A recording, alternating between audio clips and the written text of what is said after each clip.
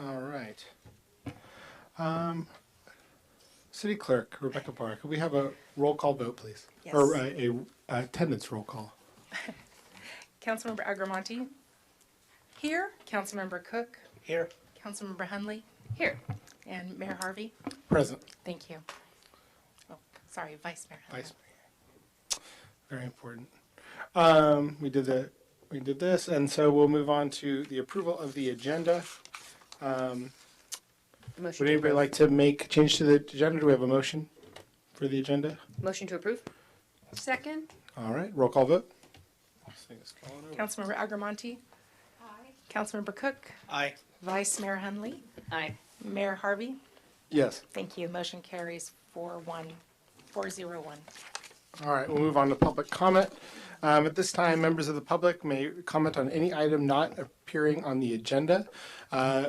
When the public comment session is open, please rise to the podium, state your name and address, and unless otherwise, under state law, unless otherwise permitted under the Ralph M. Brown Act, the merits of the matter presented under this item may not be discussed or acted upon by the City Council at this time. For items appearing on the agenda, the public will be invited to make comments at that time, and the item comes up for consideration. Upon being acknowledged, please step up to the microphone, begin stating and spelling your name and address. All right. Public comment is open. Yes, good evening, Chair or Mayor Harvey, council members, staff, and members of the public. My name is Terry Shore. I'm a regional director for Greenbelt Alliance, and I live at 515 Hopkins Street in Sonoma. Thank you for the opportunity to speak. I'm glad to learn that on January 27th, Monday at 6 o'clock at Vintage House, the City Council and Planning Commission will be holding a joint meeting to discuss the future of the renewal of the city's urban growth boundary and the timeline for the general plan and related issues. So thank you very much for that. Just a couple of updates on the urban growth boundary. Greenbelt Alliance would again urge the council and the staff to consider a 20-year renewal with a measure on the November 2020 ballot. It's the most cost efficient for the city of Sonoma. That way you can do your planning, and at any time you can go back to the voters, and it gives you a nice long horizon and not getting kind of pushed into a corner, kind of like we've done now because of just timing and a lot of other factors. So gives you time to do all your planning and get public comment from the people, and if you need to change it, you can. Let's see. We do have room to grow within the city of Sonoma. We've got about 200 to 300 units that are already in the works, about half of them affordable. I did a little research recently, and it looks like the city of Sonoma has about 185 permanent affordable housing units, not including what's coming on board in the near future. So if we're shooting for something long-term, like 10% of our homes to be deed restricted affordable housing, that's like 540 because we have 5,400 housing units. So it's definitely doable within the existing urban growth boundary. Let's see. Even if we grew at about 1% a year, which is about what the city's been growing and also the county, we have 54,000 housing units, 11,000 people. 20 years, that's about another 2,000 people and another 100 or 1,000, 540 units. Anyway, my numbers didn't quite come out right, I don't think. But anyway, we have room to grow, and we look forward to working with the city to renew the urban growth boundary so we have a climate-friendly, climate-healthy, affordable, and diverse community. Thank you. Thank you, Terry Shore. Anybody else rising for public comment? Seeing one. Good evening, Mayor Harvey, Vice Mayor Hundley, distinguished members of the City Council. My name is Tony Giraldi, resident of Santa Rosa. I'm also the General Operations Manager for Sonoma County Airport Express, and I'm the Secretary and Treasurer of the Miss Sonoma County Scholarship Organization. I'm here to invite you to our 74th Miss Sonoma County competition, which will be held at 7 p.m. on Saturday, March 7th at the Spreckles Performing Arts Center in Runner Park. Last year we had close to, I think, about 25 elected officials from throughout Sonoma County. You'll be recognized, you'll be introduced, and we'd love to have you there. It's going to be a great night. We'll have Miss California there. We've got a number of young ladies from throughout Sonoma County who will be displaying talent and poise and confidence on stage with the hopes of becoming either our 74th Miss Sonoma County or our 10th Miss Sonoma County's Outstanding Teen. So it's, the program's been in existence for 74 years. We are the longest running program under the Miss California organization. We give scholarships to all the contestants, all the candidates, and for their future education. Every year, for the last 74 years, we've had a Miss Sonoma County. We've no break. And our program is recognized by the Miss California organization by how embedded our title holders are in the community. A typical Miss Sonoma County makes well over 130 appearances a year. We've had a Miss Sonoma County's Outstanding Teen that made 98 appearances 2 years ago. So they're very active, groundbreakings, ribbon cuttings, Rotary luncheons, whatever. They're out and about. So again, we'd love to have you there Saturday, March 7th, 7 p.m. And I'll go ahead and email you an invitation as well. So thank you. Thank you. Anyone else for public comment? Here we go. Yeah. Hello. So my name's Rhiannon Jones. I currently live in Rohnert Park. What Tony failed to mention is that also at the 74th annual Miss Sonoma County competition, I will be there, and I'm truly the star, so that's what you should come to see. But I would also like to extend an invitation to come to our competition, as well as just say thank you for having an amazing city. I've always loved coming to Sonoma. I think it's always beautiful. I'm amazed by such a rich history. I feel like being a Western state, it's a little harder to find such a rich history as there is in some of the Eastern states, but Sonoma's really maintained and appreciated that. And I really appreciate that as a history nerd. And I also have loved getting to, one of the first appearances I made as Miss Sonoma County was with the Sonoma Valley High School, and they invited me to their Take Back the Night walk.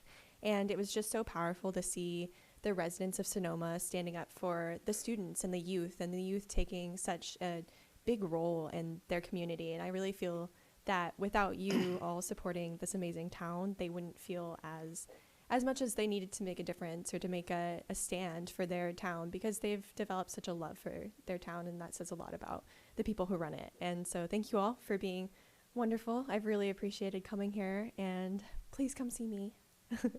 Thank you. Thank you.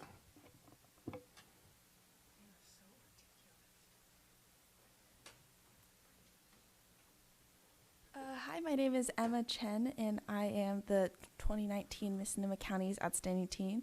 And like Rhiannon said, we will be giving up our title in March, and we would all really love if you guys would be able to come and support us and see all the wonderful young women perform on the stage. So this year, for my year as Miss Sonoma County's Outstanding Teen has been really exciting. I've been able to go to all the different towns and cities throughout Sonoma County, and I really loved Sonoma as well. Like Rhiannon said, there are so many great historic landmarks here, and one of my favorite appearances was actually the 4th of July parade that we had here in Sonoma, and it was just a really exciting thing we actually got a tour of Sonoma as well and saw some of the more historic buildings, and it was just a really great experience, and I'm so glad that I was able to serve this county this year. And we'd also love if we'd be able to take a picture with the council members. Sure. We can do that. Do it now? All right. Let's do it now.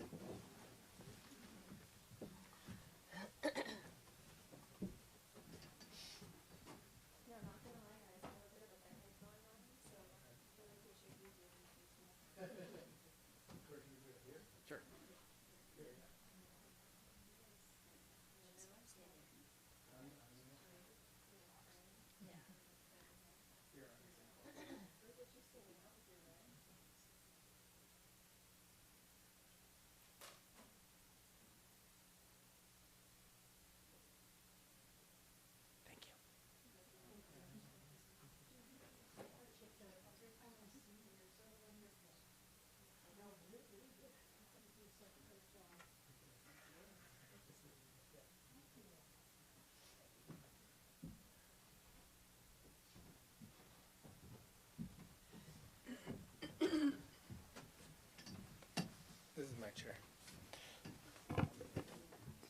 All right. Anybody else for public comment? Seeing none, I will close public comment. Bring it back to the council.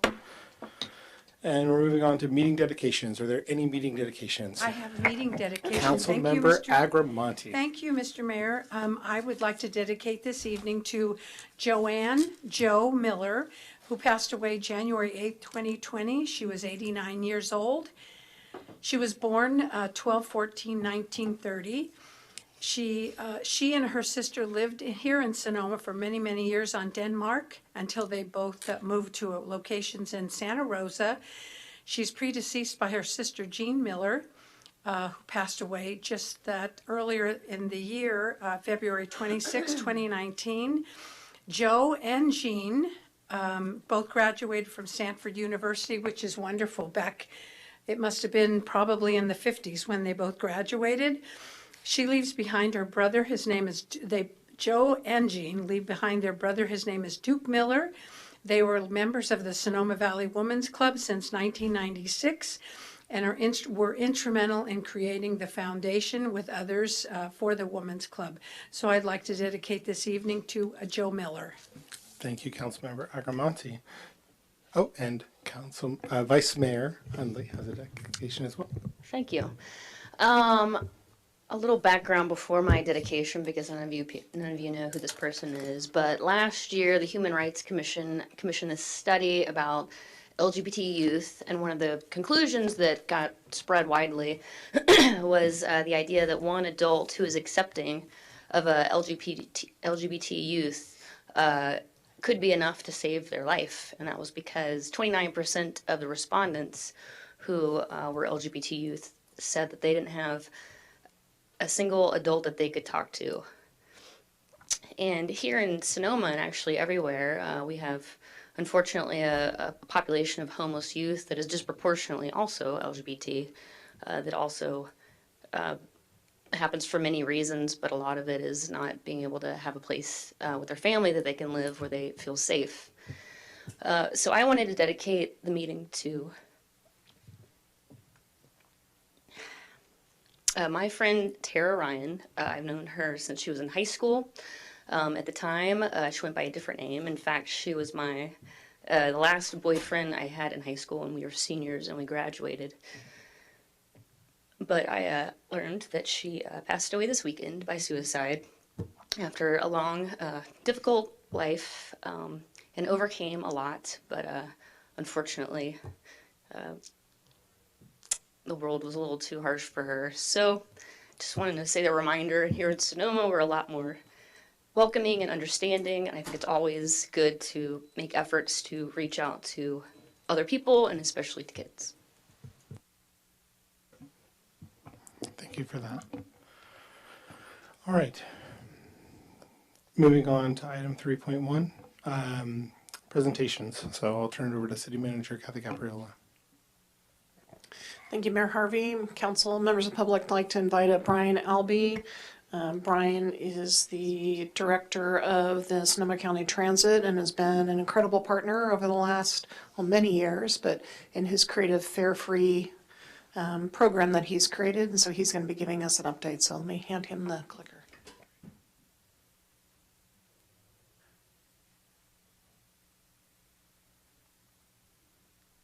Good evening, Mayor Harvey, members of the council. Brian Albee with Sonoma County Transit. I'm happy to be here tonight to give you a report on the Fare Free program on the local Sonoma Shuttle, the Route 32. A little bit of history. In November of 18, the Sonoma City Council approved participation in the Fare Free program for Route 32, the Sonoma Shuttle. The city agreed to fund 30% of the projected cost of uncollected passenger fares between January 1st of last year and June 30th of this year. The Board of Supervisors agreed to fund the remaining 70% of the projected fares during the 18-month period. This program started back July 1st of 2018 with Sebastopol, its local shuttle, followed by Healdsburg. We did Windsor there in September of that year. Then Sonoma, and our route out in Kernville and Monterey started in January of last year, and just in August Cloverdale came on board. So we've got all of our local routes with the exception of two, and that's Rohnert Park and Cotati, which we hope to bring them into the program sometime within the next year. Following its first year, the program has been very successful in bringing increased ridership to the local route, introducing new passengers to the service and local transit in the city and around Sonoma Valley. We've had some real positive results. This page of numbers, if you look down the percent difference, you can see how we grew. In January of last year, we started with a 16% increase in the first month. And if you know about transit ridership, it's been decreasing really throughout the state, throughout the country for a number of years. And so anytime you see a minor increase in fares, a ridership, a 5% increase is great. We got off to a good start here at 16%, and you can see month by month how the ridership increases kind of came into play. After the first 6 months, we had a 35% increase. The second 6 months, July through December, we had a 75% increase. And so I think this was quite a success, and where we've seen the largest increases in terms of ridership, adults 65%, seniors 46%, and youth. This is primarily Sonoma Valley High School students traveling from within the city and within the valley area to the high school, 142% increase. And I mentioned the city and the county have agreed to fund the projected fares. We came a little under on our projections because of the success of the program. We projected a 25% increase in ridership. We had 35% the first 6 months. In the next 6 months, we projected another 20%, and you can see we're up to 75. This is good news. This isn't bad at all. This is beyond our expectations, and I'm very happy to give you that news this evening. And in fact, wherever we introduce the fare-free routes, we've seen an increase. And this chart here illustrates the fare-free routes for fiscal year 18-19, just finished in July. Sebastopol finished with a 50% increase. Out in the river, 21%. Our first 6 months here was 35, 66% in Windsor. Like Sonoma, a lot of high school students suddenly began riding the local bus to high school, and up in Sebastopol or Healdsburg, a 37% increase. Collectively, the 5 routes are at 46%. I mentioned Cloverdale earlier, that they started in October, and October through December, we had a 92% increase in ridership. Again, they had a lot of high school students that have become users of their local shuttle. In terms of the cost for the uncollected fares, we project for this fiscal year about $63,000. And you can see here the two matches from the county and from the city at the 70% and 30%. We'll max out on the county's contribution at $31,502 and the city's $13,501. That leaves us a remainder that we won't be collecting, which we call the Sonoma County Transit balance at $18,000. And the next column there to the right is what the 18,000 at the 70 and the 30% portion represents. When we look to continue this program on next year, hopefully we'll bring back an agreement for the city to consider. These are the projections for next year. We would project next year's contributions at where we end up this year. We would still expect to see increases in the future, but you can see the city's contribution may be around $18,900, and then we also need to bring in paratransit. This has kind of been a demonstration period, and we've shown that it's been quite a success, but now our ADA paratransit service that operates in the same service area as the local route, we want to bring it into the program as well. That will be a big benefit to your community. And you can see paratransit fares are relatively small, $1,600 for the city. The cost of paratransit is providing the service, not so much the passenger fares collected. So our next steps, we'll be working with your city manager to bring to you a new agreement, new projections. We'd like to have you consider a multi-year agreement, 2 or 3 year period. And as I mentioned, we'd like to bring in ADA paratransit into the program as well. So before I go on to the next topic, which is electrification of the fleet, I would like to thank the city manager, Councilmember Agrimonti, who have been real supporters of this program. We have established kind of an informal fare-free group that's met every month, every 6 weeks. We're at Vintage House to take in some suggestions from the community. We've had folks from the high school. We've had a high school student been part of this. I think this is what helped us gain access to some folks at the high school. We were able to change our schedules a bit, and that's led to some of the increases there. We've had folks from the visitor center, from the business community, and also from the healthcare community all come to our meetings over the past year. And so we hope that will continue. And as we move on into this new year, but I'd like to thank Madeline and Kathy for your support in our program. The next item I have to talk about is electrification of the shuttle fleet, eventually the entire Sonoma County Transit fleet. Back in December of 18, the California Air Resources Board passed legislation that requires all transit systems in the state to move towards zero-emission vehicles. Zero-emission vehicles can be either battery electric or fuel cell electric.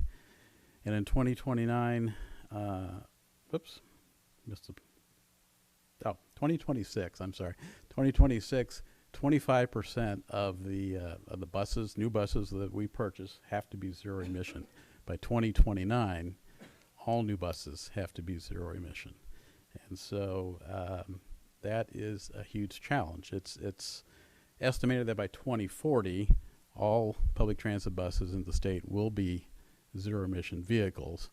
But it is a huge challenge in going from vehicles with limited range, as what electric vehicles are at this point, versus a fleet now we don't worry about the range.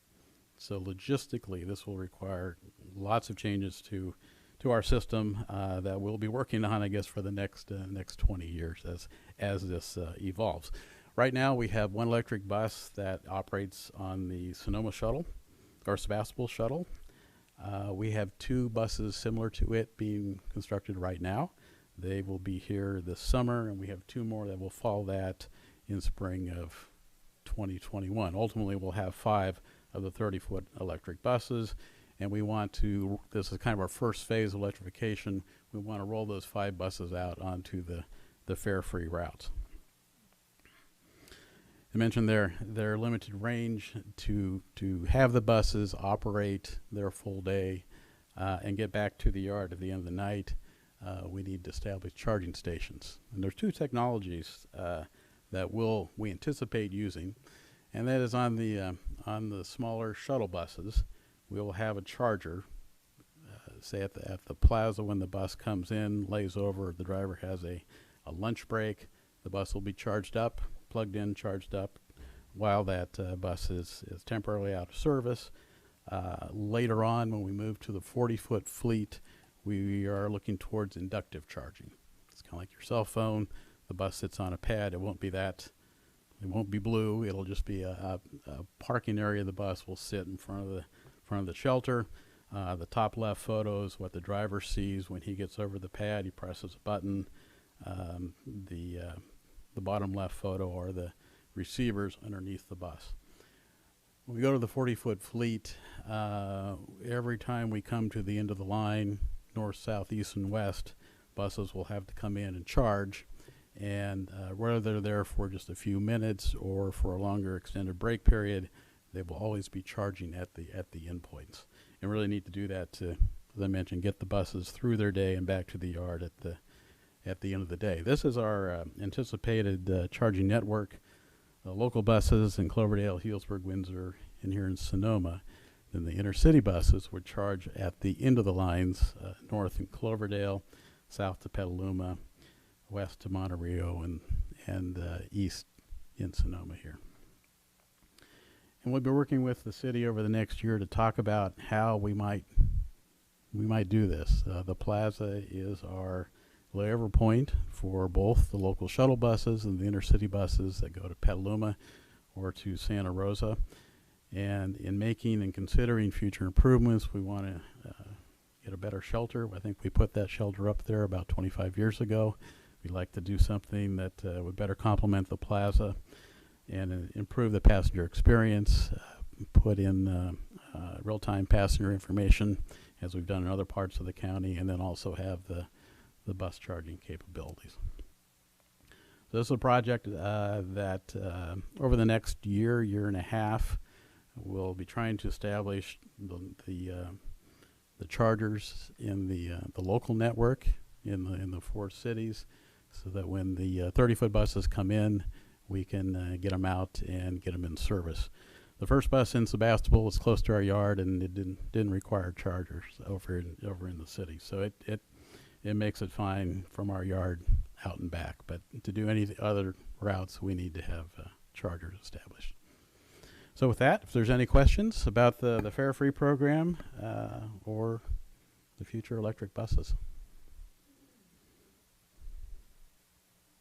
I just wanted to say that you are the most unbureaucratic bureaucrat I've ever worked with. I appreciate it. Every time we would bring an idea up, you go, I'm going to look into that. And I really appreciated your paying attention to Alondra Perez, who is a high school student. She said the bus stop is too far away, number one, and I think the schedule. You Right. adjusted both of those, and now you can see a group of kids on East MacArthur and Broadway. I thought, uh-oh, fight or something. But they're actually young people taking the bus, which is really wonderful, Brian. And I wanted to say thank you to Denise Wilbanks, who is back there. She's with the Vintage House, and Jose Luciano with the Visitors Bureau, Mark Bodenhammer, Sandy Sanchez from La Luz, Alondra Perez, of course, high school student, and Wendy Swanson from the high school district. All of these people were able to bring suggestions to you, and you were very open to them. But I think people should know that it was a team of people, and I was just the vessel, that's it. And I tell you, they were wonderful, and I really, really appreciate your leadership and attention to the issues of Sonoma being way down here, not close to 101, and realizing we needed those services as well. So I appreciate that. And I also wanted to thank you and all the time that you've put into it, and Councilmember Agrimonti, Yes. who has been championing this for a while. And the changes for the high school were brilliant. Are there others that people have suggested that you think that you guys are percolating on, or if Well, people had suggestions, where should they send them? We can always Madeline? always contact us. We have a meeting about every month, every 6 weeks. Madeline, get a hold of Madeline. She can tell folks when the next meeting would be. Also, we've talked a lot about right now the service ends about 4:15 in the afternoon. To go another 2.5 hours to at least get through the workday, and so we'll be looking to the SCTA and Measure M in the future to bring some additional funds to expand the local service. Kind of the next priority beyond the weekday is the Saturday service. We like Saturday to be the same level of service as the weekday. So irregardless of what day of week you ride, it's the same schedule, Monday through Saturday.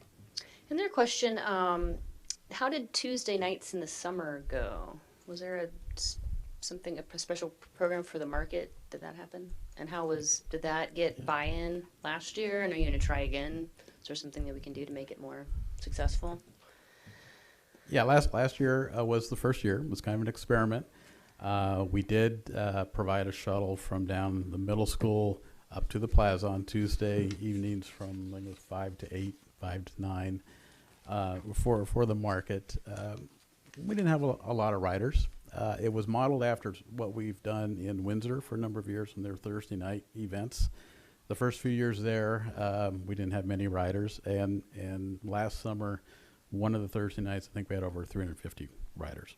So we do very well now in Windsor, but it took a long time to get there. And in our meetings, we talked about that it was something we'll put out, we'll publicize it, but we just didn't find the right mix. And so we've talked about it, and our group will be talking more about it probably in March as we think about next summer. Probably we will go through town over to the valley. We think that's a larger catchment area and folks that may need transportation to and from the market on Tuesday nights. So we don't anticipate doing what we did last summer. We'll try something new this summer. Councilmember Cook. Yeah, I just want to say thank you. I know how hard you've worked, and thank you, Madeline, for being the champion on this.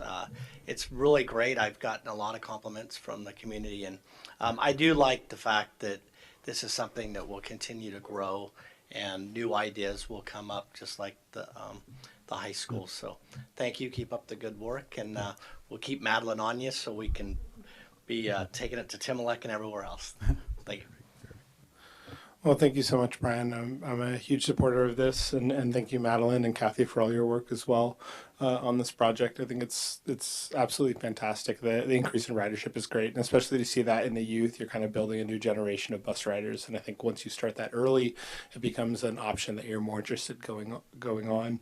I'm the SCTA representative from this and the new vice chair of SCTA, and I'm definitely going to be pushing for more funding for Sonoma County Transit, looking for these programs to expand. I'd love to see, less headways and all those kinds of things, but, money and capacity are always kind of our block there. Absolutely. I have a question on the electric buses. How much is the range decrease going from the natural gas to an electric bus? Well, the 30-foot electric buses have a range of 137 miles. The natural gas 30-footers have a range of about double that, about 300. On the large bus, the 40-foot buses, they have a range of about 180 versus 450 on natural gas. So we're hopeful by the time we get into buying the 40-footers, technology will change, battery technology will have a bus with a longer range.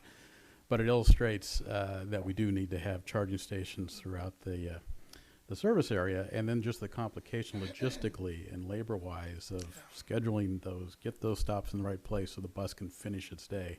It'll be a whole new challenge for us, and every operator in the state is trying to figure this out too. Yeah, and I understand the need for less greenhouse gas emissions and the rest of it, but it does seem to me that getting more people on the bus and improving ridership is a better way to spend the money than on electrifying something that is so much better in terms of GHG and public transit than riding individual vehicles. But I'm excited to see how that works out. Hopefully you'll save some money on maintenance on electric buses. At least you don't have to do oil changes anymore, so that's good. That's the hope. Thank you so much. Appreciate it. Thank you. Mayor Harvey, before we move to the new item, just one last item on this. We will, when we look at kind of these electrical pieces and charging, we'll be working with the Council Ad Hoc Subcommittee, which currently Councilmember Hundley's on. So that'll be, as we process, we'll be looking at that in relation to the plaza. And then just as we complete this item, can we take a 5-minute break so we can deal with a little bit of a smell issue we have in the council Let's chambers? do that, definitely. Thank you. Okay. 5-minute break.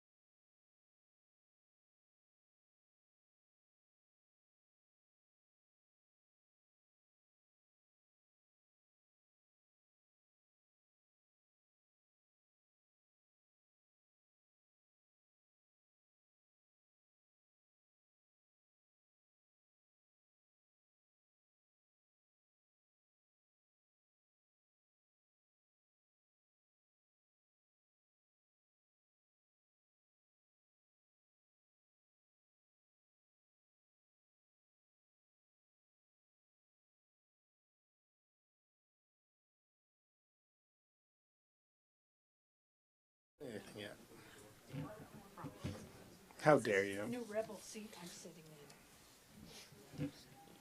Is Madeline back?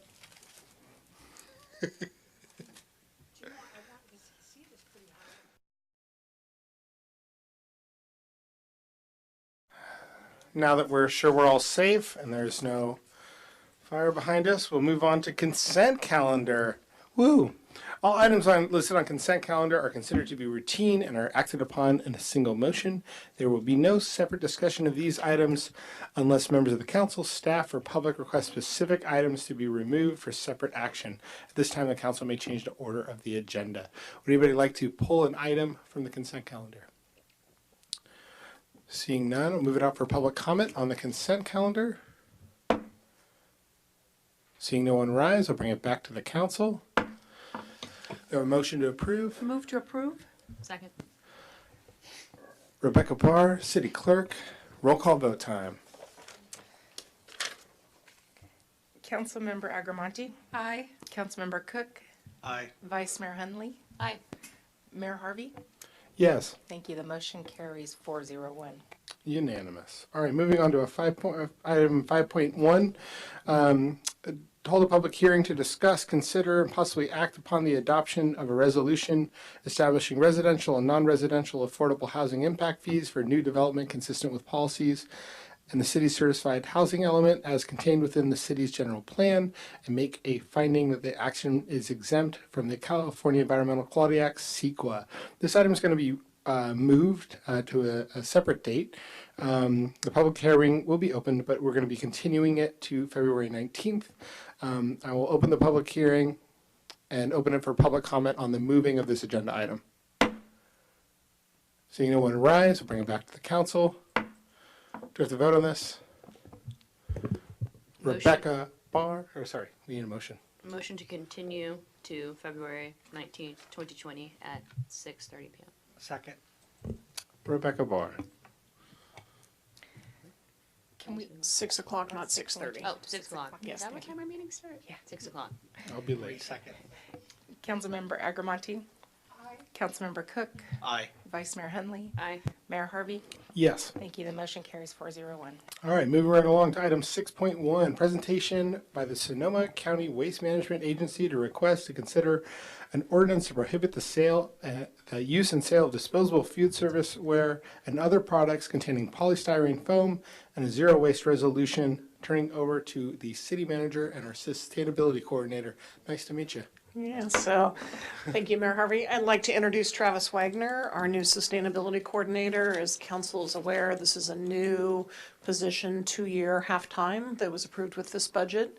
And we have some very talented applicants for this position, and delighted to introduce Travis Wagner to you. Travis is a PhD and has done a variety of work in areas of sustainability and recycling, and is so this is his first item he's going to introduce for you. So I'll turn it to Travis. Thank you. So I'm briefly going to mention these two items for council's consideration, and then there will be a presentation by Leslie Lukash, the Executive Director of Zero Waste Sonoma. So the first one is a zero waste resolution, which seeks to adopt zero waste as a goal by 2030. Basically, seeks to eliminate the disposal of waste, and one of those components is the elimination of single-use consumer products. The model disposable food waste service ban, although polystyrene is a minor component on a weight basis, it is highly problematic, but it's also an avoidable waste. It's highly problematic for litter in land, surface water, the marine environment, and stormwater catch basins. As of today, there are more than 250 ordinances in the U.S. banning polystyrene food serviceware. One of the challenges is that it is not recycled in Sonoma County, and it's a common contaminant in recycling. So this ban would cover food serviceware, cups, bowls, trays, so forth, polystyrene coolers, pool toys, and packing material, and also the model ordinance being discussed is that straws, stirs, and condiment packets would be available only upon request. And there are readily available substitutes. The model ordinance is an expansion of the ordinance enacted in 1989, which was one of the first in the country, and also an expansion of the prohibition on single-use plastics at events in the plaza in Depot Park that was adopted last year, or went into effect last year. So with that, unless there's any questions, I'll turn that over to Leslie Lukash. Great, thank you very much. Good evening, Council, Mayor, Vice Mayor, and the Chair of the Zero Waste Sonoma, Councilmember Agrimonti, and Councilmember Cook. So thank you for having me here this evening to share more details about the polystyrene and foam disposable foodware ordinance, as well as the resolution.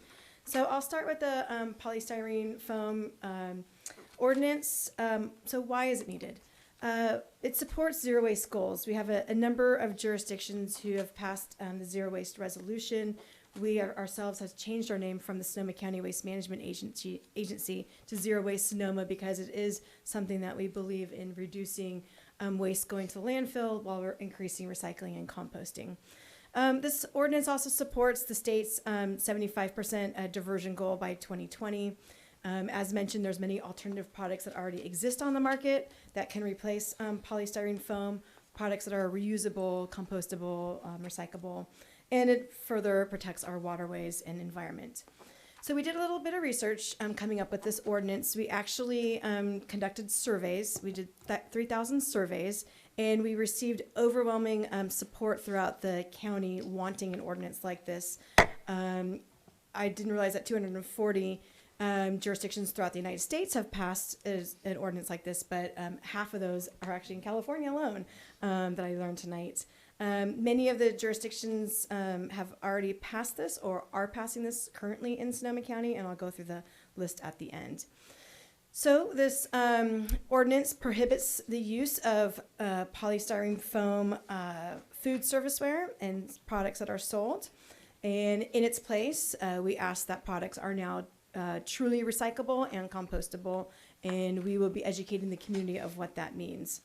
We also want to try and reduce the use of single-use products, so we are asking that restaurants and other establishments serve straws, lids, condiments, and utensils upon request. So don't just assume everybody wants these things. And then within the ordinance, it allows for either a 25% fine or a 25% credit if a business chooses to do that. It's something that we support, but it's not mandatory. And in the polystyrene ordinance, we do say that there are certain products that can no longer be sold within Sonoma County. One are those coolers, the ice chests that are made of polystyrene foam. There's a lot of different alternatives now for that.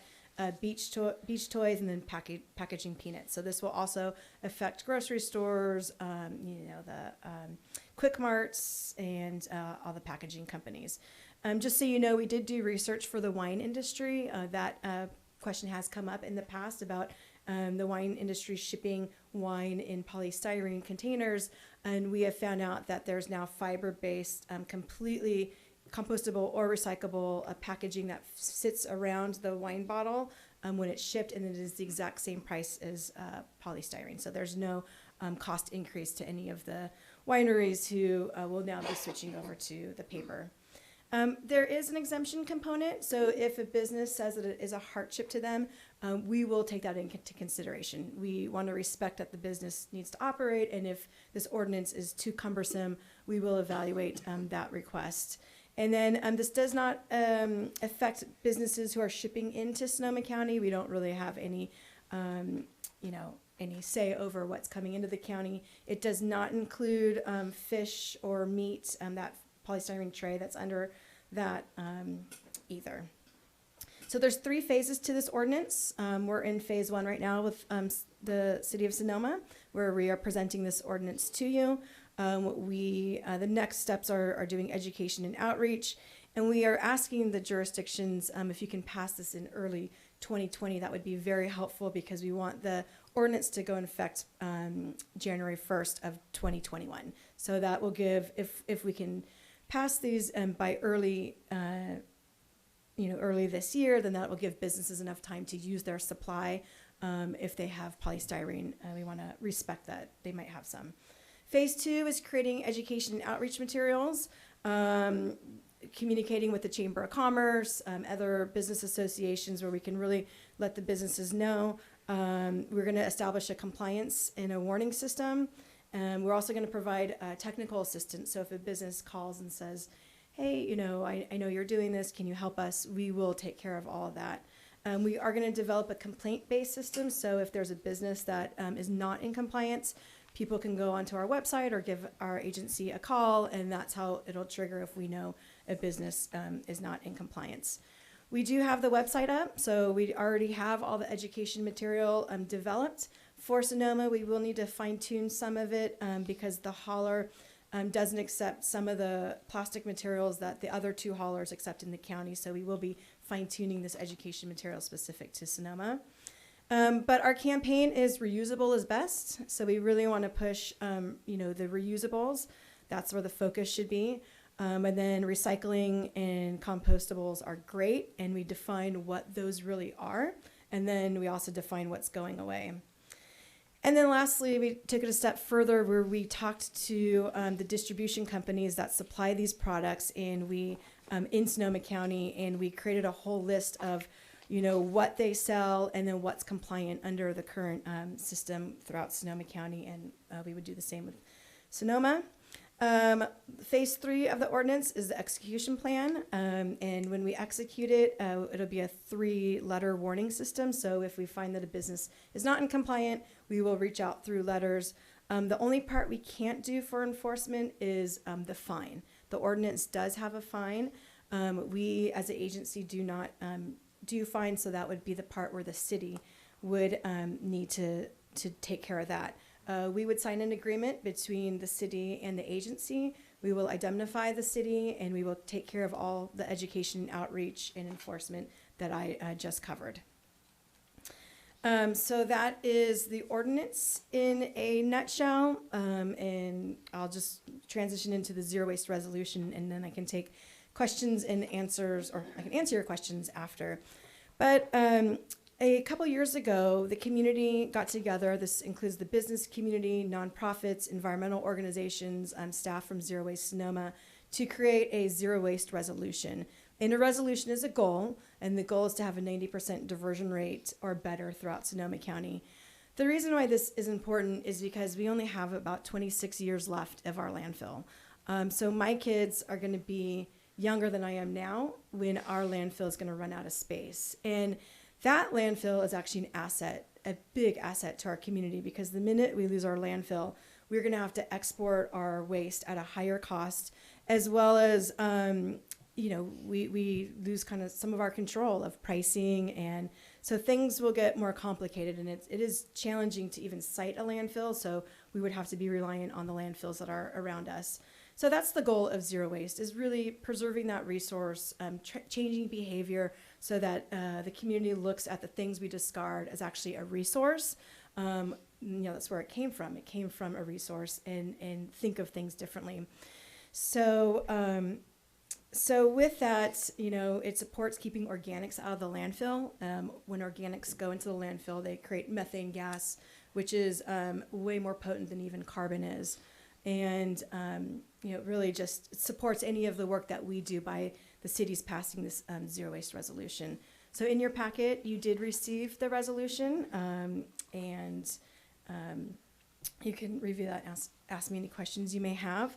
The current cities that you see on your screen have either passed or in the process of passing this ordinance, as well as the resolution. So it's making its way through the community, and I'm happy to bring them both forward to your council this evening and answer any questions that you may have. All right. Councilmember questions? Okay, I have a couple. So I noticed that the single-use plastics are still included in the as far as allowable uses. So it really specifically just bans polystyrene, but if you have a clear plastic container, that's allowed. Are plastic lined paper banned in this ordinance? Yeah, okay, so Yes. those are, yeah, thank you. Now we'll be educating that those are just landfill products. Okay, great. So it's really about trying to switch to things that are actually truly recyclable or compostable. That's right. And then are there incentive structures in place to, because, you know, one of my concerns is the plastic is, the plastic container is recyclable, but only if it's clean. And so the definition of clean is always kind of a worrisome question to me that leads me to say, well, we should just go for compostable options over recyclability because there's just kind of a higher capture rate there. If it's dirty with food waste, it doesn't matter because it can be composted. So is it kind of the plan of zero waste to move in that direction? It is. We've actually already started creating that material to define what clean is. And so we've researched what other jurisdictions have done outside of Sonoma County. And we'll be doing a similar campaign of teaching people, you know, how to clean out, let's say, their mayonnaise jar. Like, what does clean mean? Or, you know. Great. Awesome. And then the other question that I would have is with regards to hardship. Kind of how is that defined? Is that going to be clearly defined? Is that a completely case-by-case basis situation? I mean, how much of me saying this is costing my business something constitutes a hardship? It'll be a case-by-case basis. And Okay. one thing that the business will have to do is state their case year after year. So Okay. it's not just a one and done. It's an annual renewal of their exemption. So, you know, we'll look into it and, you know, we'll be the judge of that. But, you know, we'll be fair. Great. And then it's my understanding that the 2017 fires and then the subsequent fires in 2019 have really kind of impacted the life of the landfill in a negative way. What kind of reduction did we see in terms of usable life? We saw Through that about time. a year plus off the life of the landfill. There's over 1 million tons of ash that went into the landfill. It's something I track on an annual basis. So quite a bit of debris, but because it's ash, it was compacted. So it just was about a year, over a year, just like a year and a half. Great. And then finally, locally, I've been receiving or seeing kind of online a lot of questions about curbside composting that we have in the city of Sonoma. And I think a lot of our residents aren't aware that their green waste, yard waste can also fit meat, or not meat, but vegetables, fruits, paper towels, all sorts of paper products in it. We don't currently have a program that's designed for solving that or getting that kind of education out. Is that something that Zero Waste Sonoma could help the city with, or Zero Waste could help the city Yeah, of Sonoma with? absolutely. I'm happy to meet now that Travis is here and meet with the hauler, and see where you guys where we can assist and improve that education outreach. But now that's something that we're here to help. Great. I just think it would be great to have that kind of awareness. Something that I'm going to do more of personally, but you know, always good to have partners in that. And just as a reminder, Mayor Harvey is part of the rate structure that the council approved for Sonoma Garbage Company last year. There was some additional funding for education. That's right. And part of that was teeing up what we know we're gonna need for SB 1383. But they are, that's part of a plan. So I think with, you know, Travis Leslie and the consultants and yeah. Ken Wells can sit down and put together some plan and kind of good before we start doing some of this outreach, get some alignment and there's some good resources. Okay, that's wonderful. And Councilmember Cook, you had a question? Yeah, I guess my question, I'll save my comment for Bravo because I think this is great. But my big question is, I've been on the council for 7 years, so I kind of went through the plastic bag ban. And it was always one of those that kind of concerned me because the city of Sonoma, we started out, we wanted to ban plastic bags, and it went regionally to the county, and then it went into a state. And every time it went a higher level, things kind of seem to fall off. And if you go to Safeway, you'll see that there's still plastic bags, but they say that they're recyclable, but they're probably, you know, what happens to that? I was really for banning plastic bags. So whenever I go to Safeway, I still don't even get the ones that can be recycled because I believe that, you know, paper in that instance is a lot better than plastic because I've seen the effects. I guess my question with this, how far is this going to stop I mean, at Zero Waste, I mean, this is a countywide program. You won't be partnering any higher up, or is there state legislation that will combine this into what happened with the plastic bag ban? There is actually state legislation that didn't move forward under the last 2-year cycle. I think it'll be revised and try to be brought forward at the state level. Because the state knows it's an issue of plastics in our waterways and in the ocean. So I do see the state also at some point passing something either for single-use plastics and or polystyrene. So you believe that this vote that you're asking all the different cities to do in this combined effort with Zero Waste, you believe that it's not going to be dummied down as it gets, if it goes into state? There are so many jurisdictions that have already passed this that I don't think that the state, I think that the local jurisdictions can have the ordinances that they want, that the state won't supersede that. Yeah, and I'll just say my comment. I really believe that this is a great thing. I would love to see this this happen, and that's always my concern. Is things sometimes when you lose the local control, it goes into regional, then it goes higher up. Things do fall off the table, and I think the final intent. So the only thing I would say is be strong on that and try to make sure that Zero Waste, sticks to what this program is, because I believe it's a great program. And I would like to see the plastic ban, the bag ban, really get further along than it is, because I still think it's a major issue. Thank you. I have a question, Mr. Councilmember Mayor. Agrimonti. With respect to the, I think the last time we met, we were talking about working with the Chamber of Commerce. Have you had a chance to do that, to start your conversation with Mark Bodenheimer with respect to, I think it was Logan's, the mayor's question about expense and how people might feel about that? Not yet. This was the first step, is presenting it to the council, but yes, we will. The next step is reaching out to the chamber and the business community that we identified here in Sonoma. We have done this in other communities, reached out to the chamber and the business community, and just so you know, we haven't received any resistance whatsoever. Not one business has come forward. McDonald's did reach out and had a question to see if the ordinance applies to the drive-through with their lids and cups and condiments, and we let them know, no, this is for inside the restaurant eating. And then another one was a restaurant that just wanted clarification. So far, we haven't received any resistance while working with the business community. Great. Okay, we'll bring it up to public comment. See if there's members of the public that'd like to comment on this.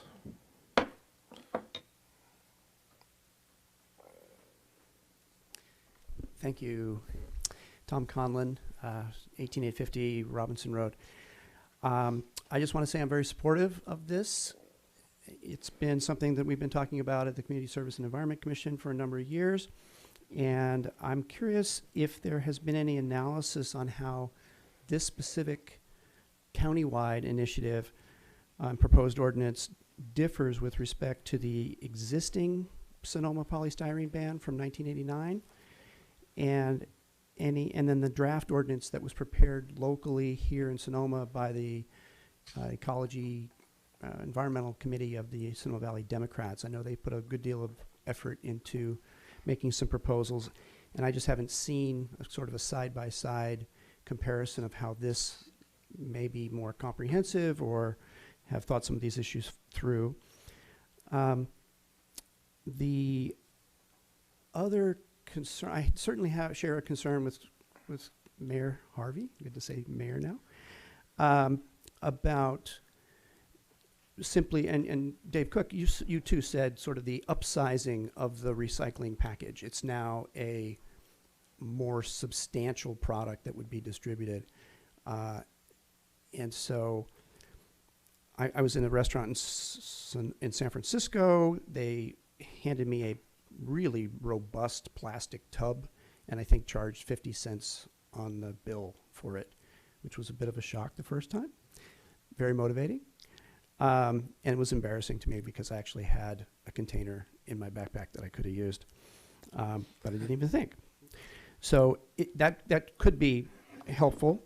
And then the questions that come to mind are enforcement. It sounds like the enforcement burden would still be yours. And so can we help support that enforcement burden? Getting a head shake. My understanding was that the county was not taking local responsibility for enforcement, but that responsibility would remain in the individual jurisdictions. So perhaps clarify that. And then, of course, is there anything that we can do in the nonprofit sector to sort of support and message and improve the education component so that it's not simply a government message, it's also a community-wide message. And then finally, evaluation, just to say a year or two from now, are we achieving the objectives that we thought we would with this particular measure? So those are my comments, and look forward to seeing this happen. Thank you. Thank you, Mr. Conlon. Another rising for public comment? Mark Marthaler, Sonoma, California. I just listened to the comments or the presentation, and something that you said, Mayor Harvey, regarding trash or paper products that are not quite clean that can be put into the compost. That's amazing. I did not know that. So I just recall like a town hall meeting that was in Boys Hot Springs with our assembly, or not our assembly member, but Napa, Cecilia Aguiar Curry, and recycling and that kind of thing was one of her priorities. And she was saying that it's kind of a problem because, we separate cans and paper like religiously in my house, but if it's just a little bit dirty, and a lot of that stuff actually just gets thrown into landfill. They're just looking for cans and I don't know what else, but also a lot of water is used. I presume if everyone's going to be recycling paper products and such and glass, it's a lot of water just being kind of wasted. It almost seems like. So that was one of her concerns. But knowing that you can take some of that and toss it into the compost would really be helpful, I think. Anyway, that was all I wanted to say. Thank you very much. Anyone else for public comment? Seeing none, I'll go ahead and close public comment. We had a question about enforcement during the public comment period. Looks like Leslie's rising to the stand. Yes, so we will take care of the enforcement in terms of contacting the businesses, doing site visits, doing technical assistance to try and get them to be in compliance. But the last part about the fine, that's the one part we can't do. So that will be on the city to do the fine. And so if we got to that point with the business, then we would be using code enforcement to do follow-up. So, I think the work that Zero Waste has done here in terms of creating the model and just the marketing and the communication, that piece is super helpful. So each city isn't recreating this, and that's really the power of this kind of joint powers authority and everyone working collaboratively. So that's how we would handle the enforcement on our side. Great. Councilmember comments? There was also a question about the existing code versus what this ordinance does. If anybody else knows that. Yeah, so Travis may want to speak briefly because I know he's looked at hundreds of these ordinances, so I'll let him speak to that. I don't know if he's had a chance to look at the Democratic Club one. And again, the purpose tonight was to come to council, say, with Councilmember Agrimonti on the board, this has been something we've talked about as council, but to say, are you ready to move forward now? If you are, then we'll go do this work. And so from reaching out to the business community to doing more detailed comparisons of the ordinance. So anything else to add to that, Travis? No, that captures it nicely. If I recollect, the 1989 ordinance focuses on government facilities, and this would expand it, but I have not looked at the Sonoma Valley Democrats Club version. Yeah, I was chair of the Sonoma Valley Democrats Environmental Committee when that was happening, and so our ordinance, I think, was more specifically focused on the events. We're proposing getting rid of basically anything that was not reusable or compostable. Our main focus was to move everything into compost bins or have it be reusable, just for that same reason that you can then you have just one material that goes in one bin. Separation is where kind of the breakdown happens, where people don't know what goes where, and signage is difficult because you're dealing with so much different material, especially when you're in a public venue. So if it's just like anything that you got from any of those vendors, it goes in the compost bin. It's kind of just keeping it as simple as possible, one location. If it's got food waste on it, doesn't matter, it goes in the compost bin. And so that's kind of the direction that we were pursuing. I think our zero waste ordinance for our events is pretty tight, both in the like colloquial fun sense and in the it's tight and restrictive sense. So we just need to make sure the enforcement on that is good, and I'm excited to see how that works going forward. Are there council member comments? So I also, Leslie, if you wouldn't mind, I think that other cities have mirrored what Sonoma is doing, and I think, Windsor and, Sebastopol. okay. Yeah, I just want to applaud the city. I have been able to share what you guys have done at the plaza, and now I'm learning it's through the committee, and I know Lisa has been pushing that on the plaza. It's something that I've shared with other jurisdictions as I work with their communities, and Sebastopol and Windsor have both mirrored what you guys led with in the plaza, and have now extended that to their cities. So great job leading that whole thing. Councilmember Hundley? Vice Mayor Hundley, I apologize. Thank you. Is this because I'd never called you vice mayor? That is correct. Thank you. Whatever, new kid. Thank you for this presentation. And I think that this strategy is very impressive and also smart to kind of think about things from a county collective level, but then also be able to provide a level of support and resource that we would never be able to provide on something like this. So I think this is the way to do these kinds of things. And I can see that there's other steps that need to be accomplished one day. I mean, this recycling situation is critical. I mean, making people into effective recyclers if they're going to recycle. So I think that's another piece that we're going to have to tackle everywhere, but I mean, especially want to figure out what we can do here. But as far as the ordinance and the resolution, I would be proud to support both of those, and I just really appreciate all the work that everyone's done on it. Great.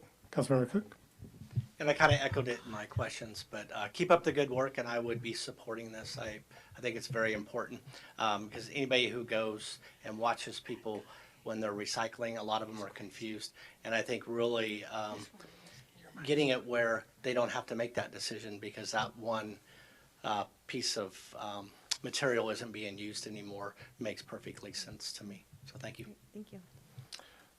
Well, I just really want to thank you, Leslie, and all the work that Zero Waste Sonoma's done on this issue. I really appreciate it. I came and saw a presentation of this as part of a subcommittee that I'm on as well, and was really impressed in not only the structure of the ordinance, but the specific suggestions that are given and examples of where to buy the new material is given to businesses. I think it's a really good kind of approach that gives people really good steps on how to follow the ordinance. So it's not only gives the good reasoning for it, but also how to complete it. And that's kind of the model of a good ordinance. I really, really appreciate the fact that we're going to have some help on enforcement and education from the agency. So that's really great. And then I just say for all the people at home and at my home specifically, to make sure you're putting the paper towels and the rest of that into your compost bin. Any sort of vegetable, fruit product, thing like that, we can take that in the compost bin. Let's save our landfill for as long as possible and try to remove and reduce as much waste as possible. Thank you very much. We'll move on. Actually, Mayor Harvey, could we just have a motion, to basically to move forward on beginning to draft and doing public outreach on the food and serviceware and to bring you back a zero waste resolution as well. I make a motion to move forward. Second. Great. Rebecca Barr, City Clerk, roll call vote. Councilmember Agrimonti. Aye. Councilmember Cook. Aye. Vice Mayor Hundley. Aye. Mayor Harvey. Yes. Thank you. The motion carries 401. All right.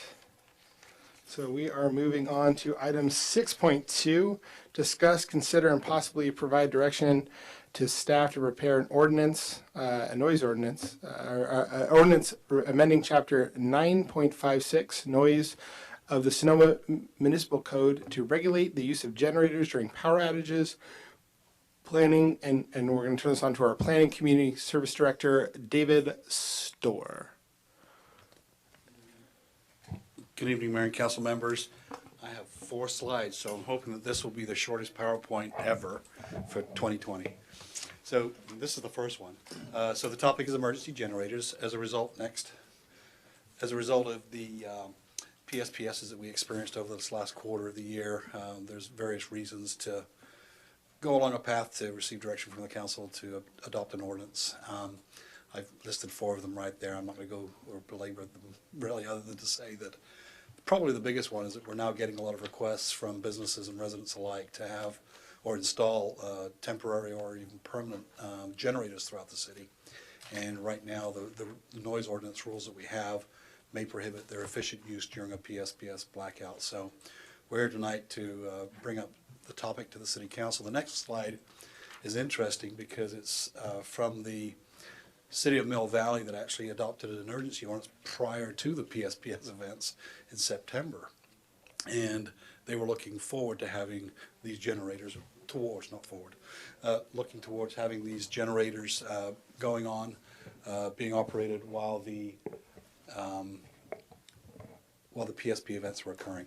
So basically, what we have here from the City of Mill Valley, they have unlimited access or exemption, if you will, of the noise requirements during a PSPS blackout 24 hours a day for commercial uses, with a recommendation that they be shut off as practical to minimize impacts to neighbors and things of that nature. For residential use, the stand was a little bit different. That was to comply, they were to comply with setbacks, try not to be disruptive to neighbors. There's limitations on the hours, whether it's 9 o'clock at night, 10 o'clock at night, 11 o'clock. They chose 9. And there are also limitations on testing for emergency generators. We're clearly experiencing right now where we just at the Planning Commission approved 2 generators for MacArthur Place. There are more in the pipeline that want to come and ask how to deal with that. So when the next PSPS occurs, it would be good for them to know whether they have the ability to be exempt or not be exempt from the noise limits that we currently have in 9.52. Next. So tonight we're here to talk about some of these performance ideas, if you will, on the generators. That will be the length and time of day of generators. Think about that, whether you'd want to give an outright commercial exemption, whether we should have different levels for residential uses. If somebody wants to power up a little Honda generator they get from Costco or something. Exemptions for noise, for health issues, whether it's for residential uses or even commercial uses. And then is there really a need to have an exemption for periodic testing? So in addition to what we have here, I would suggest that we go to the Planning Commission if the council's of an opinion to move forward, that we at least talk to the Planning Commission, check in with them, primarily because we do have a noise element in our general plan and general plan policies relating to noise. This concludes staff's report. Received direction. I would assume based on your last action, we might want a motion to proceed to further direction. Well, I think the first conversation is really kind of, this is an education opportunity and kind of just to talk through maybe thoughts and questions, concerns. If this is something, we would come back with a more specific ordinance. But before we kind of spend some of that work, we did want to kind of do a bit of a pulse check with council. Again, one option, I think during the last PSPS, most cities that were affected were basically not enforcing their noise ordinances. During kind of an unexpected thing, that's always an option. The better thing looking forward, though, is providing some clarity to both residents and our business community. I think the other reason we're bringing this now versus waiting, some of these commercial generators are very expensive. So like hundreds of thousands of dollars. So the business needs to understand what is the market they're trying to meet. Do they have to meet our current ordinance, which is quite significant? I mean, in terms of thresholds are low, and that if you decide that, that's fine. The other option potentially is for generators, having that be a little higher, so there's some, but those are some of the questions, and we can come back. We're not expecting you to have all the answers, but we did want to do a bit of a pulse check before we start crafting an ordinance. But that's a little bit why we're having this conversation in January. Councilmember questions? Councilmember Hundley, Vice Mayor Hundley. I'm going to get it right one time. I promise. So this is focused on sound, but is there any discussion happening about other safety concerns about generators like carbon monoxide and fire hazards? Because I would just think, which this is definitely like a different piece, and I would rather change the law rather than just pretend like it doesn't exist during certain circumstances. But I mean, especially if we're gonna be seeing more generators in town, and you know, I just read stories about people dying from carbon monoxide poisoning during the last power shutoffs, and I mean, I just think there's so much that people don't know. In addition to, maybe less so the commercial side, but residential. I did have a brief conversation with Chief Aker about what they saw on the generator-related issues or medical issues during October and November, and I think there was maybe one, maybe two calls, not very minor. There was not a significant issue that we as a community had. You do hear these stories and issues in other places. So they have information on their website that provides, and there's a section on generator safety. We were, during the shutoffs, putting information out about generator safety as well. I think we could make sure if it's less than the commercial, the residential folks are probably, unlikely to come in and get any permit even.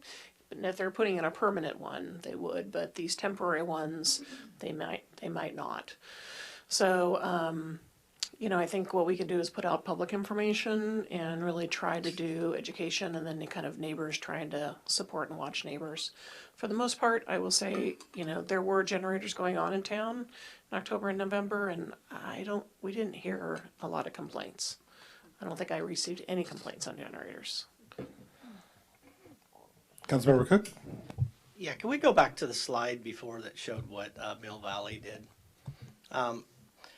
One thing that, because we're kind of getting input on council members, one thing that I would be a little concerned about is the testing of the generator. I do like, it to be done during the day or certain hours. But one thing I'd like to see towards the ordinance is to show people. It doesn't have to be part of the ordinance, but something we need to keep in mind that there's other things you can use besides generators. We've seen battery packs and different things, because when you do start talking about special exemptions and different things, you could make it a little harder for people to understand. So I would like to see a little bit more on that, because I do know that I had friends that were worried about, mostly not in the city of Sonoma, but in the unincorporated area, where some generators were used around high weeds, and I don't know how many incidences they had to that, where, for public safety, and going back to what Vice Mayor Hundley said, we really need to focus the ordinance on this, but try to have some training materials also. And on the commercial side, I would agree with the same concept in that, especially when we're talking about, some of these issues. Great. Other questions from council? Yeah, I mean, I would reflect the comments made by Vice Mayor Hundley and Councilmember Cook. I think training is really important here, and offering some free training or some sort of pamphlet that could go out, because these things get hot, and you're dealing with fuel, and those kinds of things can combust. Hearing reports of things being around dry grass, the last thing that we want in a fire situation or a PSPS situation when we have high winds is for a fire to start in the city of Sonoma. So I have a lot of concerns about that. So the more education that we can have around these, that would be great. It would be great if we could partner with places like Friedman's to maybe do a couple, tutorials. If we could partner with any of our local areas or our fire department to just kind of explain, the dangers related to this and the possible problems, things to look for, how to make sure your generator's in good working order, how to avoid electrical fires, gas fires, all the rest of it, how to store gas properly. All those kinds of questions I think are really, really important going forward, because you have people that aren't used to using a machine like this, using them. I'm not used to using them, so. Appreciate that. Just one other thing that, through the PSPS, we talked with the chamber and PG&E about doing some training once we got into 2020, or maybe not training, more just education of what are different options from battery packs and trying to get some assistance hopefully from Sonoma Clean Power. So bringing out some options and information of different types of technologies that are there in case we face this. Again, as a city, we had a very small piece that was impacted by PSPS for the last 4, I guess, events, and we hope that's what it will be going forward. But the Valley obviously is a different thing, and it's, this thing is not set yet. Councilmember So they Agrimonti. seem to be pretty the generator itself is very cost prohibitive. So you don't have one and you just lose your food, you lose all of those things. Well, luckily, I guess the shutoffs weren't that long, but I don't know the expense of it. I know my history with my own husband. He always says, "What are you trying to do, kill me?" And I told him about get a generator, and he said, "You know what I'm going to say. Are you trying to kill me?" So I just want to know about, the cost for people who can't afford these. Yeah, I think I think there is a differentiation whether some folks can afford them or not. Obviously folks in apartments, it's a different deal, probably can't have one. So there is a socioeconomic issue with these generators as well. Again, within the city, I know the council's well aware of this, but for the last 4 PSPS events, I would argue 98% of the city was electrified. First Street West, kind of where we're sitting now, was not, from the Plaza North, and a little 4 or 5 residences on Brazil. That was it. All the rest of the city, all of our commercial areas had electricity, which was really important because a chunk of the valley was impacted and turned off, so people could come here, could get services. But there'll be a lot more conversations on that topic with PG&E, et cetera, going forward. Yeah, and then I guess the question too is when does this ordinance take effect? Does the city specifically have to be in a PSPS? Does the surrounding area have to be in a PSPS for you to kind of, I want to get my generator running, whatever kind of situation? I guess it kind of makes sense that it would just be if the city is specifically in a blackout situation. But I think it's really important. I mean, I spoke to people that have medically fragile individuals who are in their homes and they couldn't get access to the battery packs were too expensive, that kind of stuff. And these are medically fragile individuals who are not mobile, could not come down to our charging station, and their lives are threatened by not having access to power. So really, really important piece there. Should we move it up to public comment?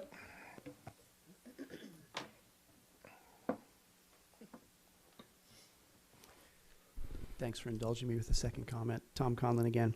That's all you get. I promise. First, I want to applaud staff for being proactive in bringing this forward. It's really great that we're talking about this before we're in crisis again. Just retell an anecdote from our neighborhood just north of the city limits. I believe one of my neighbors had a large, maybe a Caltrans style generator with a big light kit, and fired that up and ran it all night long, lighting not just his own property, but frankly the whole hillside.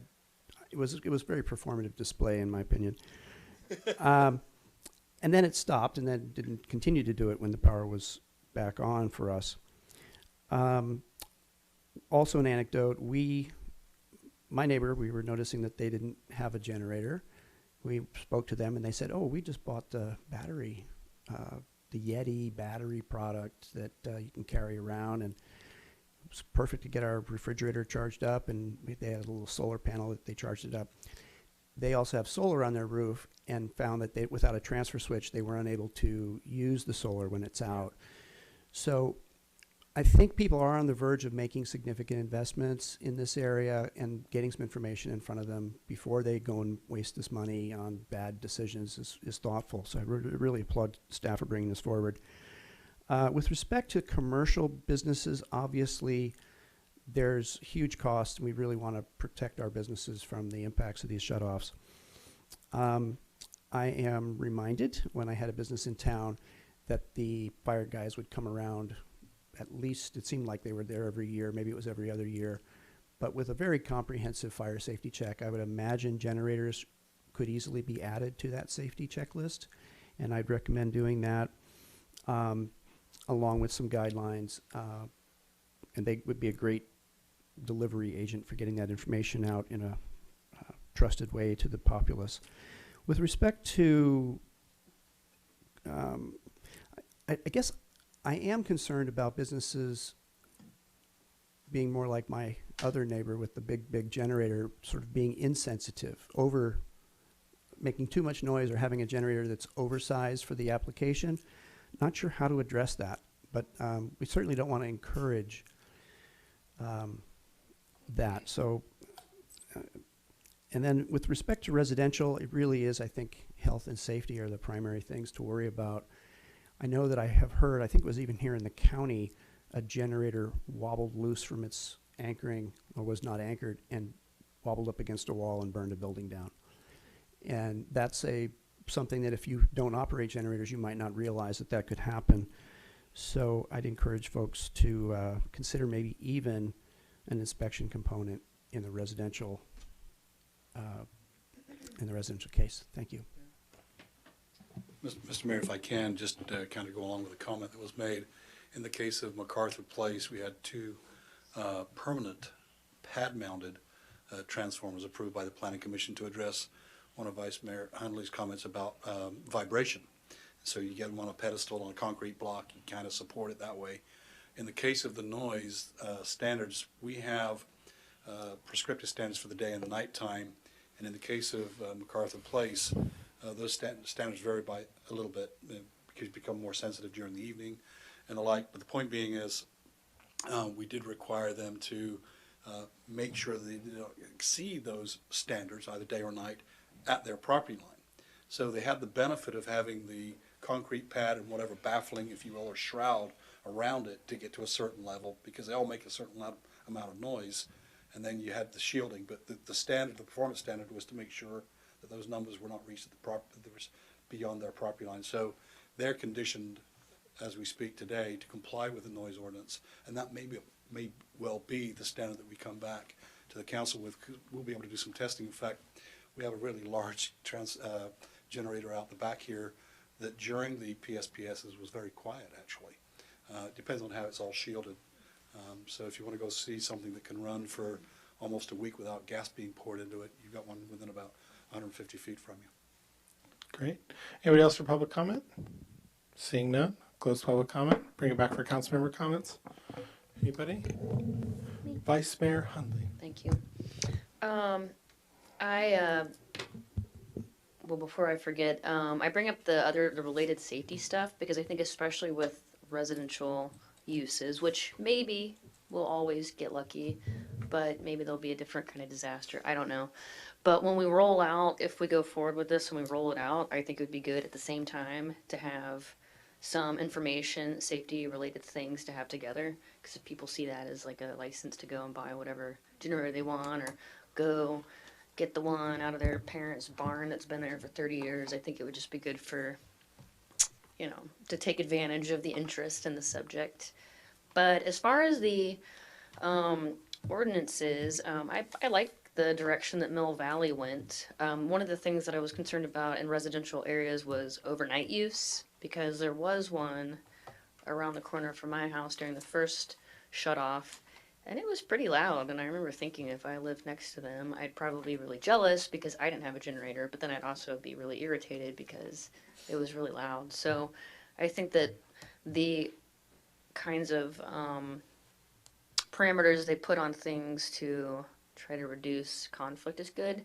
But I also think that with, MacArthur had to go through this whole process to properly install something that's going to be that was probably a really big investment for them, that if other businesses are going to get something of similar size, then it would be good to go and optimize the placement of it. So I would, I think sort of within reason, but I do think it is worthwhile to get figured out now. Councilmember Agrimonti. One last thing. It was I only found out a few days ago that at MacArthur Place, they actually had charging stations and for people to go and charge. I don't know if that was just for their guests. I have no idea. But I didn't know that, so that would have been fun. Councilmember Cook. Yeah, the only last comment I would make is I know that we have an ordinance, but for motorhomes, but a lot of individuals during the shutoffs, most motorhomes have generators, and I would say that you'd want to put something in there that hopefully it won't last over 3 days. And I know we have our 3-day limit, but I guess you could just move your motorhome 2 feet and then you get another 3 days. But it might be something you might want to put in there to just to end the confusion that if motorhomes do want to be brought, into the parking in front of the residents, that would be okay. Great. Yeah, I think this is good thinking and getting in front of the issue by staff. I think maybe to Vice Mayor Hundley's point about the size and that maybe there's just a kind of certain amperage or wattage or size of generator that we could say, okay, once you're getting to this level of generator in a commercial space, then there's a little bit more restriction as far as noise or dampening or that kind of stuff, just so we can limit some of those questions. The other piece I was thinking about as we were talking about this is, PSPSs and fires are directly related to this issue of climate change. And so if we're going to do outreach and do conversations about generators and things like that, it might be nice to kind of put in just some verbiage if we end up doing some kind of education about it or any of that kind of stuff, some verbiage about transfer switches and solar panels as well. Just to kind of educate people that that's another option and that they could do something that doesn't burn fossil fuels. It's one of the reasons we passed a two-stroke engine ban with our leaf blower ordinance to try to reduce the amount of gas fumes and GHGs produces there. So we might as well just kind of encourage the use of solar panels and transfer switches here. And if there's any, it would be interesting to see kind of long-term if there's any blocks or things in our current planning documents that restrict that use or make that difficult at all. I would love to see that going forward. That's kind of a completely different topic, but that would be something that would be interesting to do, to see if as much as we can encourage that, the better. All right, moving on to the next item. Boop. Gotta reopen this. Item 6.3, discussion, consideration, and possible action regarding the mayor's annual assignment of the council members to various boards and committees. City Manager Kathy Capriola. So council, as you're aware, each year we look in January for the new appointments, and the way Sonoma does these is the mayor makes appointments to both kind of countywide and regional appointments. And so there is a list that's being distributed to you. And I hope, Mayor Harvey, that we got everything accurate. It is new. What I have is your new one. And I think, Mayor Harvey, you may want to speak briefly to your overall. Oh, I was wondering what that diamond did. I found out now. It does a ding. There we go. We all learned something. Great. Yeah. So going through this, generally speaking, I felt like people were kind of pleased where they were at. I think, we're keeping Rachel and Madeline on the homelessness thing. Is that on here? No, the ad hoc Okay, committees, we'll do that later. the ad hoc committees, we're going to bring those back Okay. at a future meeting to review. These are more the ongoing permanent, either standing committees or permanent. Great. So one of the two things when Kathy and I were talking about this was that board number 6 and number 7 had never met last year. I was on Citislow, and I guess Valley of the Moon Water District never had a meeting. So I don't see the point in continuing those. If they want to reach out and contact us, we can deal with it at that time. Yeah, if you guys have any questions about this, with the Library Advisory Committee, Madeline had offered to jump onto that, just that she had a stronger interest, and Councilmember Cook had indicated that he was ready to pass that off, so that's great. I'm happy to be, the alternate for whenever you can't go, Madeline. Not much else is changing here. Anybody have any questions, thoughts? 12. Yes. Yeah. So there are two committees, the Sonoma County Health Action and the Sonoma Valley Health Roundtable. I'm not sure the city has ever routinely kind of attended either of these. We get copies of agendas. I know Councilmember Agrimonti went to the County Health Action Council a couple times this last year, but really just, I think you can speak for yourself, Madeline, but didn't feel maybe it was, the focus was really relevant for Sonoma and based on a variety of other objectives. So at this point, and then the Sonoma Valley Health Roundtable, a lot of good folks talking there, but at this point, maybe not have a formal council representative. And then I've just placed city manager as needed in terms of I would look and see if there was a relevant piece for us to attend, and I might attend. But otherwise, we may not have regular representation on those two. Great. And then as for item number 21, I realize that it may be a little bit of a hardship for Vice Mayor Hundley to get to Santa Rosa at times. I work in Santa Rosa, so I'm happy to kind of jump in. Yeah, so just let me know. Let's just communicate about that, what's going on, because I work out of there, so we can work together on that. Good? Okay. Cool. I love being on SCTA, so I'm not giving that up. I'm vice chair now, all right? Okay. So what will occur is that our wonderful city clerk, Rebecca, will reach out to all the groups and let them know who the appointees are. I think we will, I don't know if this happens right now, but we'll ask that both the regular member and the alternate receive copies of notices and emails, and then if one of you can't attend, you already got it, and hopefully it's an easy connection for the two members, the primary and then the alternate, to figure out who can attend. Now I have a question, Kathy. I was thinking about this today. Is there a possibility of getting our packets that we get for our additional regional meetings in our agenda notes thing? Is that something that's possible? No. But you can use, what's the other one? Notes, share, yeah. iBooks.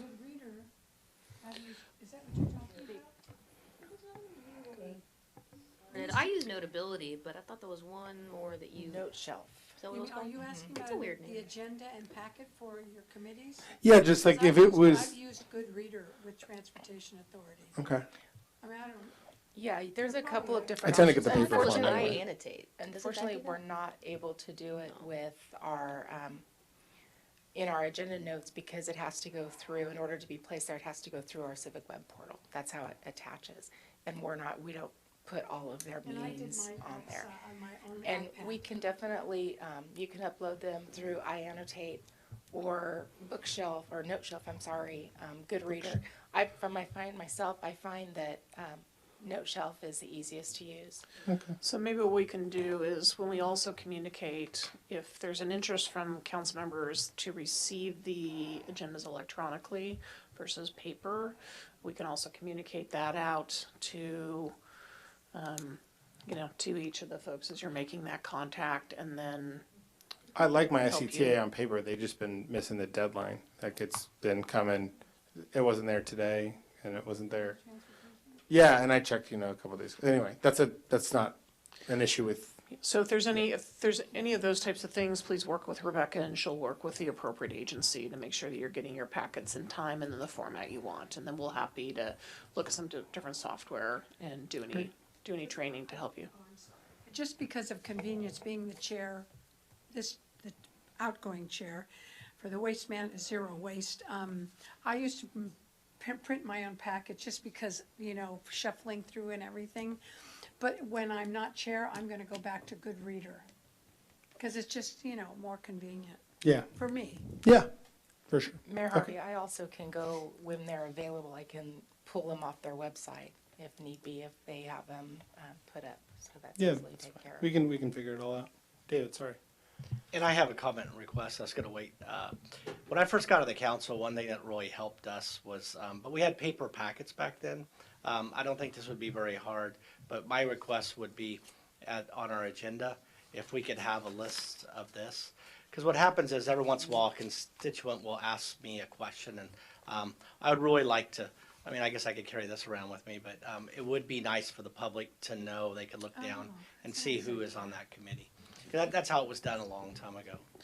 Yeah, it's definitely posted online, but if there's an interest from council, I mean, this document could just be under council reports, just be posted under council reports as part of that the was my agenda request. every time. That's not a big deal, and if That's great. that also may help remind you, oh, I do have a report to give on that one. So we could do something like that. That's an easy, just permanent ad. Great. Okay. Mr. Mayor, before you move on, you should solicit public comment. Oh, yes, that's right. And then when it comes back, you should entertain a motion to ratify the mayor's appointments. Yes, sir. Going on for public comment. So brief. Just a Wait a question. minute, you promised you wouldn't be back. I know I did. I'm getting more political. I know. I'm just curious if I don't have the list that you just referred to. Is the Sonoma Valley Citizens Advisory Commission on this list, and have you appointed people to it? Because with the general plan coming, I think we need your input. Thank you. Yes, there is appointments made, and that's, the primary is David Cook and the alternate is Logan Harvey. I will say on the citizen advisory, the council does need to be careful on that. So occasionally there are development projects that are in the city that are on that, and the council members really can't participate.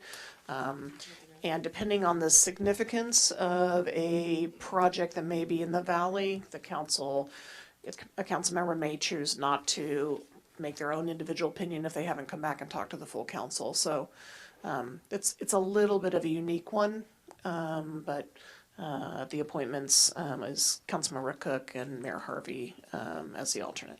Yeah, if I could just comment through the mayor. Yeah, I am appointed on that. I've been on it before. We just haven't met for a long time on that one. But being in the room and listening and not talking is what we're talking about. Great. Anybody else for public comment? Seeing none, I'll bring it back. And I guess we have to make a motion. Jeff Walter is giving me some death stare action there. I would like to make a motion to approve the mayor's selections of appointments to the committees. Second. Roll call vote. Rebecca Barr, City Clerk. Councilmember Agrimonti. Councilmember Cook. Aye. Vice Mayor Hundley. Aye. Mayor Harvey. Yes. Thank you. The motion carries 401. All right. Oh, wrong one. I'm working from 2 here. Okay. Councilmember reports. Anybody got something to report? I don't see closing up on on dedications, but I just want to remind everyone that I have closed this evening and dedicated this evening to Joe and Joe Miller.